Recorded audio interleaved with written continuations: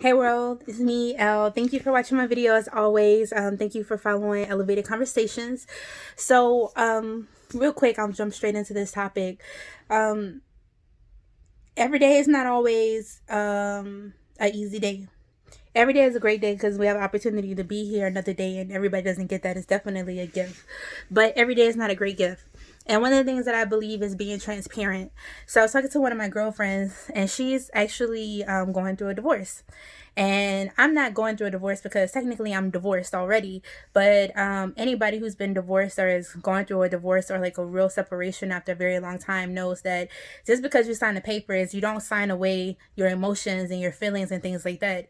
And although I focus a lot on self care and working on myself and trying to make sure that I'm creating a life that I want to live, one that I feel that I'm deserving of, it doesn't mean that every day is easy. So, my friend, she had mentioned, she's like, well, I look at you, and she's just like, it makes it hard for me. She's like, because I'm falling apart. Because she's like, I'm crying every day. Like, she can't control her emotions, and she's just upset and devastated. And I was just like, don't look at me and think that I'm so strong because you haven't seen that part of me, because I definitely have been through that, and I definitely go through that. I was just like, you don't know how many times I sat in my car and cried, or how many times, like, I came home and I just became like completely overwhelmed, or like like fighting against being depressed. Like when you have high energy days where you're just like, I can accomplish all this stuff, you're getting things done. And then those days where it's like you're forcing yourself to get up, forcing yourself to go to work, forcing yourself to get off the couch. Like you can't do anything, you just want to sleep. You got dishes piling up in the sink, and you're like fighting to have energy, like even for your kids and things like that. So I told her, I was just like, I'll be transparent, honest with you. And I shared with her that, sometimes it's hard because of the expectations that we carry for other people.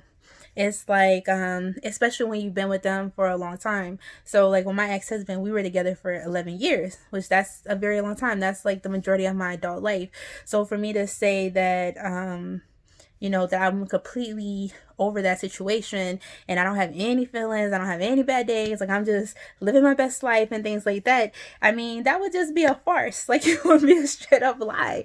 I mean, I'm not gonna lie, I'm living my best life because every day I aspire to have a better day than the previous day. I aspire to continue. But you know what? One of the things that I have to do is create space for myself, because it's like when you're going through something in life, whatever it is, whether it's a divorce, a breakup, whatever, or just anything, financial issues, sometimes the hardest part is not even just the feelings that you have or the emotions that you carry.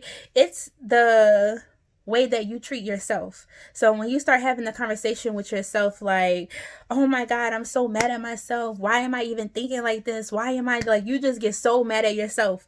And that used to be me. I'm like, I would be so angry at myself. Like, I'm supposed to be better than this. I'm supposed to be up here. I'm at a higher level. I just, blah, blah, blah, blah. But it's just like, I had to check myself and be like, girl, you are human. Like you're a person, and it's okay for you to have those emotions and those feelings. I talked to somebody else and we talked about positive toxicity, basically where people are just like, suck it up, buttercup, or you'll get over it, or basically just saying that the way you feel is no big deal. And so when you start to get into that feeling of, I'm overwhelmed, I'm stressed, I don't know when I just want this to be over and I don't want to feel this way anymore, it is like everybody around you is just telling you to to get over it. It makes you feel like you're making a bigger deal out of something than what it is.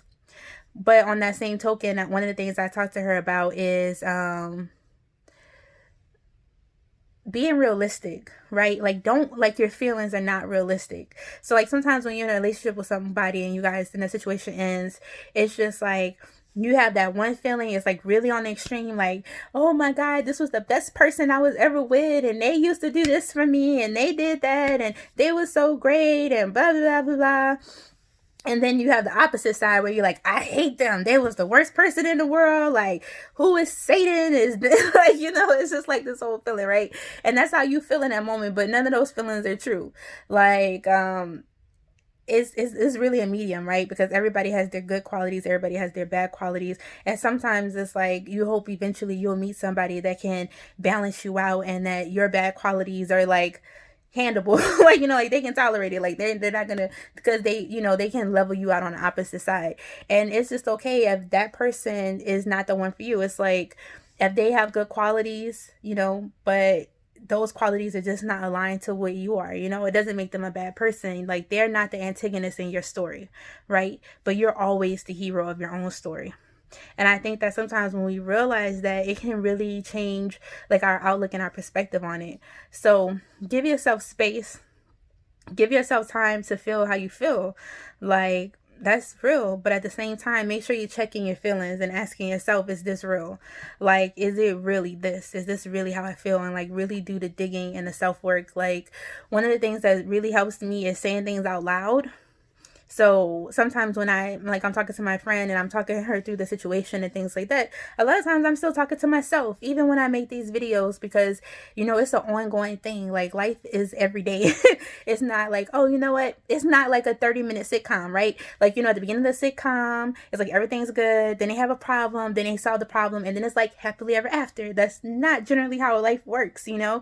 And you have to be grateful for that too, because if everything was light work and everything was easy and you could solve it in 30 minutes, I mean, what would you really gain? I feel like being divorced was hard. Like the feeling of failure, the feeling of, you know, I loved somebody for so long and I gave them everything, and it's just like, it's like a rejection, right? It's like a feeling, it's different feelings that you have with that. But at the same time, had it not been for the things that I've gone through, I don't know that I would be where I am right now. Like, I don't know if I would have attained the level of self-awareness that I have and the continuing of growing, right? Because I would have been stagnant, right?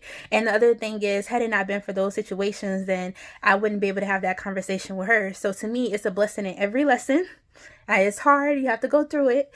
But, you know, who said that you wouldn't have to, right?